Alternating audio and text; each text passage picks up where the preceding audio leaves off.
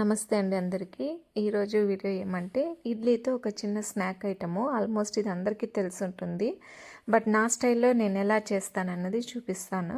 So first morning idli చేశాను. ఈరోజు lemon rice కూడా చేశాను. దానివల్ల ఇడ్లీ కొన్ని మిగిలిపోయినాయి. దాంతో ఈవినింగ్ రాగానే పాప స్నాక్ ఐటమ్ చేసి మమ్మీ ఉప్మా చేసి ఇడ్లీతో అని చెప్పింది. సో ఈ మిగిలిపోయిన ఇడ్లీలని తీసుకొని మనం బాగా ఉప్మాలాగా పౌడర్ లాగా చేసుకోవాలి. కొద్దిగా ఆయిల్ వేసుకోవాలి. ఇంకా పాప కూడా తింటుంది కాబట్టి ఆయిల్తో పాటు కొద్దిగా నెయ్యి వేసుకున్నాను. అది అయిపోయిన తర్వాత బాగా నూనె కాగిన తర్వాత ఆవాలు, పచ్చెనగపప్పు, కరివేపాకు వేసి కొంచెం ఫ్రై చేసుకోవాలి. దాని తర్వాత కొద్దిగా తెల్లగడ్డ అంటే గార్లిక్ అంటారు కదా, తెల్లగడ్డ, తర్వాత ఆనియన్ చిన్న చిన్నవిగా కట్ చేసుకొని పచ్చిమిర్చి కూడా కట్ చేసుకొని వేసుకోవాలి. అది కొద్దిగా సాల్ట్ వేసామంటే ఆనియన్ బాగా తొందరగా మగ్గుతుంది, లేకపోతే ఎక్కువ టైం తీసుకుంటుంది ఆనియన్ మగ్గడానికి. కొంచెము సాల్ట్ వేసిన తర్వాత నెక్స్ట్ పసుపు కొద్దిగా వేసుకోవాలి. పసుపు వేసుకొని బాగా బాగా మిక్స్ చేసుకోవాలండి. పసుపు ఉప్పు బాగా ఆనియన్స్కి పట్టడానికి అది కొంచెం బాగా మగ్గాలి. సో ఇలా చేసుకొని తిన్నామంటే చాలా బాగుంటుంది.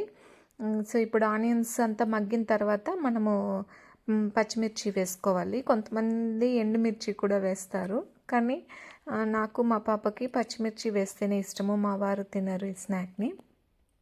ఇంకా అది బాగా మగ్గిన తర్వాత ఇంకా మనం ఏదైతే మనం పౌడర్ లాగా చేసుకున్నామో ఇడ్లీని దాన్ని ఈ ఆనియన్స్లో వేసి బాగా కలుపుకోవాలి. ఇది ఇలా కలిపేటప్పుడు ఇది వేసిన తర్వాత మనము సిమ్లో పెట్టుకోవాలండి స్టవ్ని. ఎందుకంటే హై ఫ్లేమ్లో ఉన్నిందంటే మనము ఆల్రెడీ ఇది స్టీమ్ అయినటువంటి ఇడ్లీ కాబట్టి బాగా అడుగంటేస్తుంది. సో కాబట్టి సిమ్లో పెట్టుకొని మొత్తం బాగా మిక్స్ చేసుకోవాలి. మిక్స్ చేసుకున్నాక ఒక 2 to 3 minutes మనము దాన్ని కలిపితే సరిపోతుంది.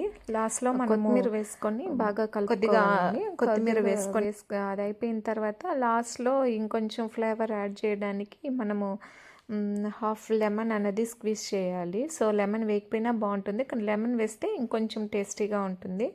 సో లెమన్ వేసుకున్న తర్వాత బాగా హాఫ్ లెమన్ వేస్తే సరిపోతుంది. ఒక 5 ఇడ్లీ తీసుకున్నామంటే బాగా మిక్స్ చేసుకోవాలి. బాగా పుల్లగా కారంగా చాలా టేస్టీగా ఉంటుంది. ఈ వీడియో ఇంతే అండి. లైక్ చేయండి, షేర్ చేయండి, సబ్స్క్రైబ్